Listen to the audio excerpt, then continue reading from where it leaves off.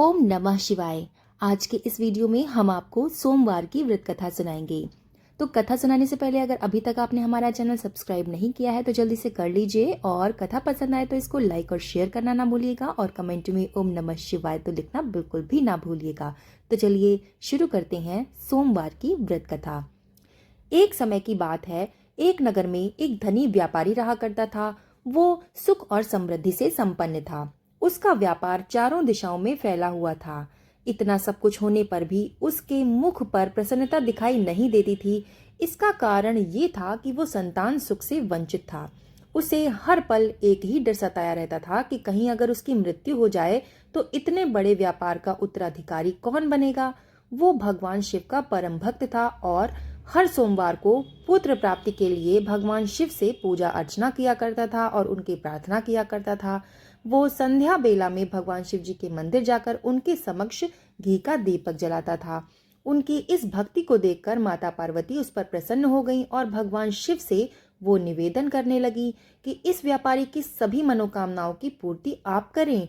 उत्तर में भगवान शिव जी बोले कि हे देवी, मैं आपकी बात से बिल्कुल सहमत हूँ, किंतु इस संसार में हर प्राणी को उसके कर्मों के अनुसार ही फल की प्राप्ति होती है।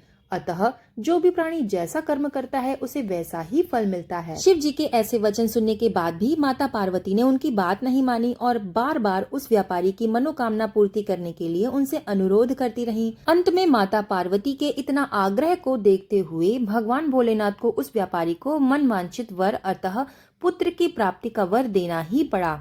वरदान देने के पश्चात भगवान शिव ने माता पार्वती से कहा कि हे देवी, मैंने केवल आपके आग्रह पर उस व्यापारी को पुत्र प्राप्ति का वर दिया है, लेकिन साथ ही साथ उसकी मृत्यु 16 वर्ष की आयु में ही हो जाएगी। इस बात का अवगत माता पार्वती को उन्होंने कराया। पुत्र प्राप्ति का वरदान पाकर व्यापारी की खुशी का तो ठिकाना ही नहीं रहा, किंतु उसके अल्प आयु होने की चिंता पर उसकी खुशियों पर पानी लग गया। व्यापारी वर प्राप्त करने के बाद पहले की तरह नियमित रूप से भगवान शिव का व्रत करता रहा, और इस कारण से कुछ माह के पश्चात उसके कुल में एक सुंदर और तेजस्वी बालक ने जन्म लिया और उसके घर में खुशियां आ गईं। इतने समय के बाद व्यापारी के कुल में पुत्र रत्न ने जन्म लिया था, अतः उसका जन्मोत्सव बड़े ही हर्षोल्लास के साथ मनाया गया। किंतु दूसरी तरफ व्यापारी के पुत्र के महोत्सव में उसको ज्यादा रुचि नहीं आ रही थी, क्योंकि उसको पहले से ही उसकी अल्प आयु का रहस्य ज्ञात था। जब उसके पुत्र की आयु 12 वर्ष की हुई तो वो व्यापारी डर गया और उसने सोचा कि मैं अपने पुत्र को अपने सामने मरते हुए नहीं देख सकता। तब उसने उसके मामा को बुलाया और अपने पुत्र को उसके मामा के साथ विद्या ग्रहण करने के लिए वाराणसी भेज दिया था। पुत्र अपने मामा के साथ विद्या ग्रहण करने के लिए यात्रा पर निकल चुका था। दोनों मामा और भांजा जहाँ भी विश्राम करने रुकते वहीं पर यज्ञ करते और ब्राह्मणों को उनकी रुचि के अनुसार भोजन खिलाया करते थे। लंबी यात्रा करने के पश्चात दोनों मामा भांजे एक नगर में प्रवेश करते हैं, जहाँ पर उस नगर के राजा की पुत्री का विवाह समारोह चल रहा था। पूरे नगर को एक दुल्हन की भांति सजाया गया था। निश्चित मुहूर्त पर वर की बारात का आगमन हो चुका था, किंतु वर का पिता उसके बेटे की एक आंख से अंधा होने के कारण चिंतित था और उसने कन्या के पिता से ये बात छुपाई भी थी कि उसका बेटा एक आंख से अंधा है, क्योंकि उसको ये डर था कि अगर उसको ये बात पता चल गई तो वो कभी भी अपनी कन्या का विवाह उसके साथ नहीं कराएंगे। तो इस डर के साथ उसने ये बात छुपाए रखी, लेकिन उसको हर पल इसी बात की चिंता सताती थी कि अगर राजा को इस बात का पता चल गया तो कहीं वे विवाह से इनकार न कर दें। अगर ऐसा हुआ तो उनकी बहुत बदनामी हो जाएगी और इसके पश्चात शायद उसके बेटे का दोबारा विवाह भी ना हो पाए। वर का पिता अपनी चिंता की सोच में डूबा ही था कि उसकी नजर एक व्यापारी के सुंदर और तेजस्वी पुत्र पर पड़ती है। उसे देखते ही वर के पिता को अपनी समस्या से निजात पाने का एक सुंदर उपाय सूझा। उसने सोचा कि क्यों ना मैं राजा की पुत्री का विवाह इस सुंदर युवक से करा दूं और विवाह हो जाने के पश्चात उसको बहुत सारा धन देकर यहाँ से विदा कर दूंगा और राजकुमारी को अपने नगर ले आऊंगा। अपनी योजना को वास्तविकता के परिरूप करने हेतु वर के पिता ने व्यापारी के पुत्र के मामा से बात की। बहुत सारा धन मिलने के लालच में मामा ने वर के पिता की योजना को स्वीकार कर लिया था। योजना के अनुसार लड़के को वर का परिधान पहनाकर राजकुमारी से उसका विवाह कर दिया गया था। विवाह के संपन्न होते ही उस लड़के के मामा को अपने बेटे के साथ बहुत सारा धन देकर जाने के लिए कहा। जब वो लड़का राजकुमारी के संग लौट रहा था तो आत्मज्ञानी के चलते वो राजकुमारी से सत्य नहीं छिपा पाया और सारी बातें राजकुमारी की चुनरी पर लिख डाली। वो उसने लिखा कि हे राजकुमारी, तुम्हारा विवाह तो मेरे साथ हुआ है और अब तो मैं विद्या अभ्यास के लिए वाराणसी के लिए प्रस्थान करने वाला हूँ और तुम्हें जिस युवक के साथ अपनी भार्या बनकर अपना जीवन व्यतीत करना पड़ेगा वो तो एक आंख से अंधा भी है। ये जब राजकुमारी ने अपनी चुनरी पर सारी बात लिखी हुई पढ़ी तो राजकुमारी ने उस अंधे लड़के के साथ उस नगर जाने से इनकार कर दिया। जब राजा को इस सत्य का पता चला तो राजा ने अपनी राजकुमारी को विदा किए बिना ही बारात को वापस भेज दिया। वहाँ व्यापारी का पुत्र अपने मामा के साथ वाराणसी विद्या अर्जित करने हेतु पहुँच गया था और उसने वहाँ पर गुरुकुल में विद्या ग्रहण करना भी प्रारंभ कर दिया था। जब वो 16 वर्ष का हुआ तब उसने एक महान यज्ञ का अनुष्ठान किया था। यज्ञ पूरा होने के बाद उन्होंने ब्राह्मणों को उनकी रुचि के अनुसार भोजन खिलाया, अन्न दान किया और धन दान से उन सबको संतुष्ट किया।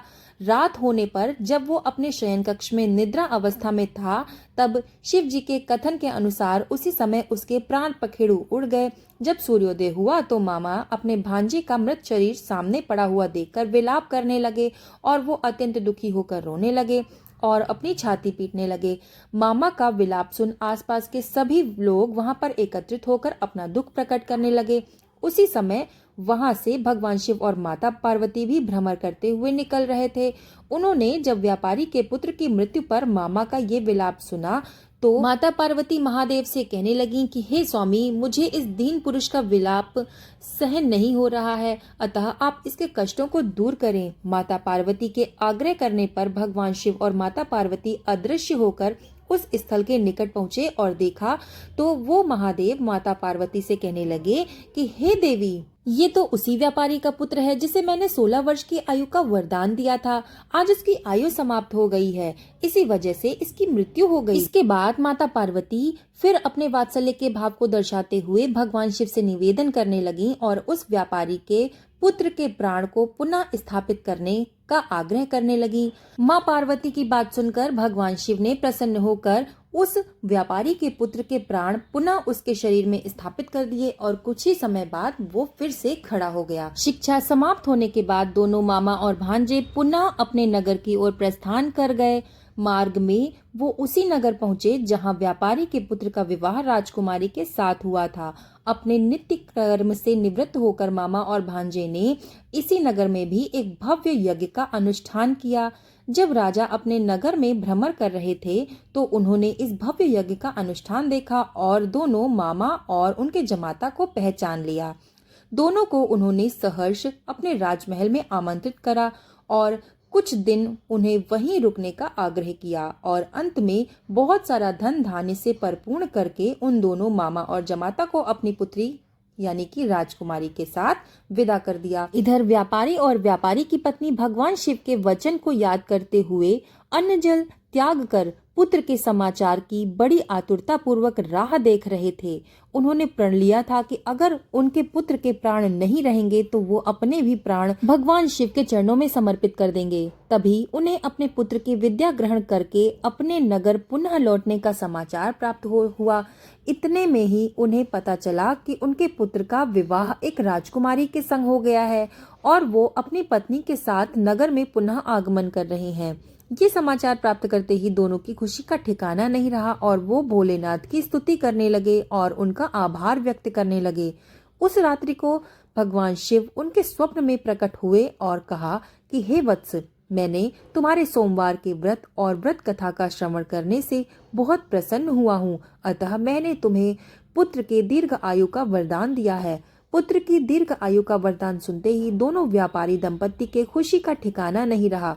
अतः शिव भक्त होने के साथ साथ सोमवार के व्रत को विधिवत संपन्न करने और सोमवार की व्रत कथा का श्रवण करने से उस व्यापारी दंपत्ति की सभी मनोकामनाएं पूर्ण हुई। इस प्रकार जो भी भक्त सोमवार का विधि विधान पूर्वक व्रत करता है और भगवान शिव की पूजा करता है और माता पार्वती की पूजा करता है और इस कथा को पढ़ता या फिर सुनता है तो भगवान शिव और माता पार्वती उनके सारे कष्टों को हर लेती हैं और उसे मन वांछित वर प्रदान करती हैं। बोलो शंकर भगवान की जय, माता पार्वती की जय। कथा समाप्त। कथा सुनने के बाद कथा को लाइक ज़रूर कर दीजिएगा और अपने फैमिली एंड फ्रेंड्स में शेयर कर दीजिएगा और कमेंट में ओम नमः शिवाय लिखना ना भूलिएगा। तो चलिए मिलते हैं ऐसी ही सुंदर कथा के साथ, तब तक के लिए धन्यवाद।